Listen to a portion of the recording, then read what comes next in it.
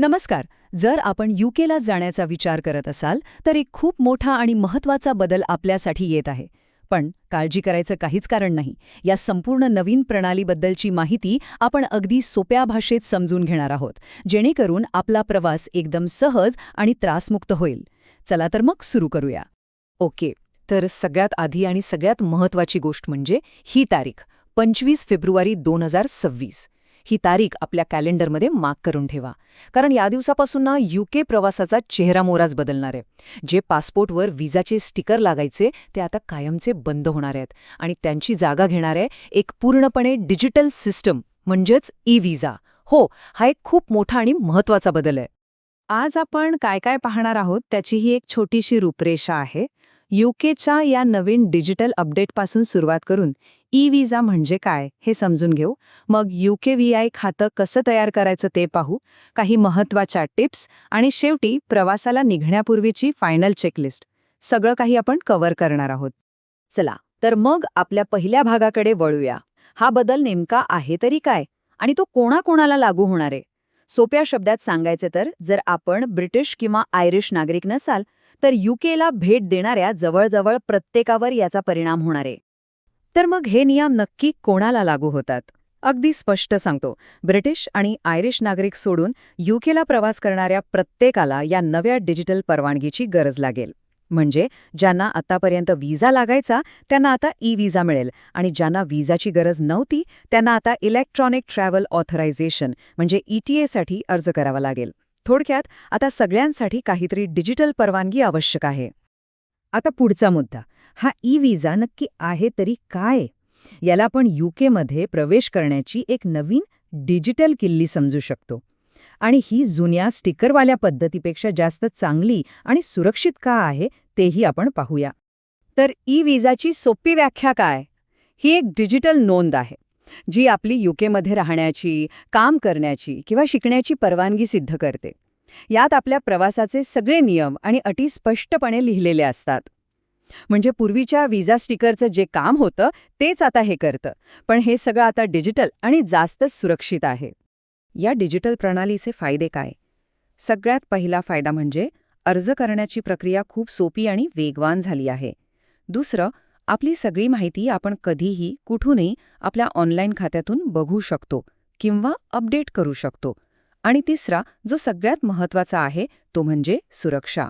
समजा आपला पासपोर्ट हरवला किंवा चोरीला गेला तरी आपली इमिग्रेशनची माहिती डिजिटल स्वरूपात पूर्णपणे सुरक्षित राहते. आता इथे एक गोंधळ होऊ शकतो, तो आपण स्पष्ट करूया. ई-विजा आणि यूके-व्हीआय खातं यातला फरक बघा. ई-विजा म्हणजे आपली प्रत्यक्ष परवानगी आणि यूके-व्हीआय खातं म्हणजे ते ऑनलाईन पोर्टल जिथे ही आपली डिजिटल परवानगी जपून ठेवलेली असते. हे दोन्ही एकमेकांना जोडलेले आहेत, पण या दोन वेगळ्या गोष्टी आहेत हे लक्षात ठेवणं खूप गरजेचं आहे. बरं, आता आपण सगळ्यात प्रॅक्टिकल भागाकडे वळतोय, म्हणजे हे यूके-व्हीआय खातं तयार कसं करायचं, त्याची स्टेप बाय स्टेप प्रोसेस. आणि एक गोष्ट लक्षात घ्या, इथे आपल्याला एकदम प्रोफेशनल राहायचंय. एक छोटीशी चूक सुद्धा चालणार नाही.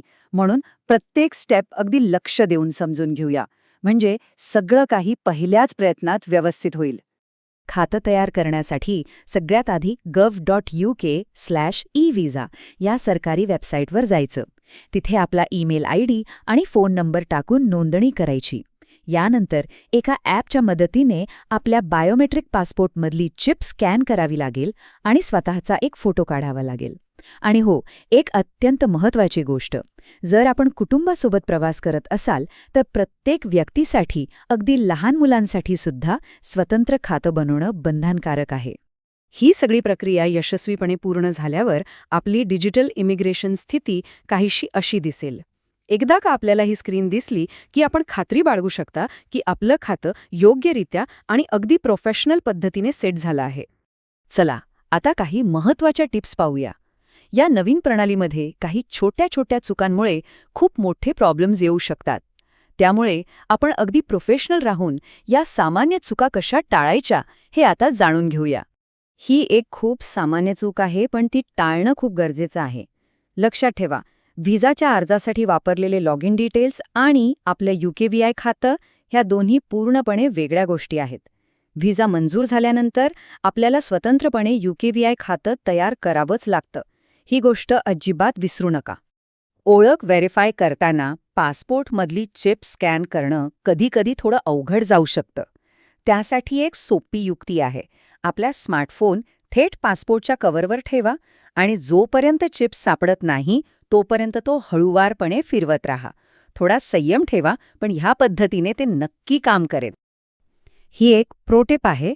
जर आपण युकेच्या बाहेरून आपल्या खात्यात लॉग इन करत असाल तर वन टाइम पासकोड म्हणजे OTPसाठी SMS ऐवजी नेहमी ईमेलचा पर्याय निवडा.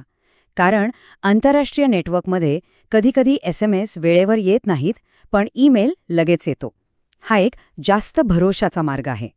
आणि आता आपण आलो आहोत शेवटच्या पण अत्यंत महत्त्वाच्या टप्प्यावर. एअरपोर्टला जाण्याआधी सगळं काही बरोबर आहे की नाही हे तपासण्यासाठी ही फायनल चेकलिस्ट खूप महत्त्वाची आहे. यातली एकही गोष्ट विसरून चालणार नाही.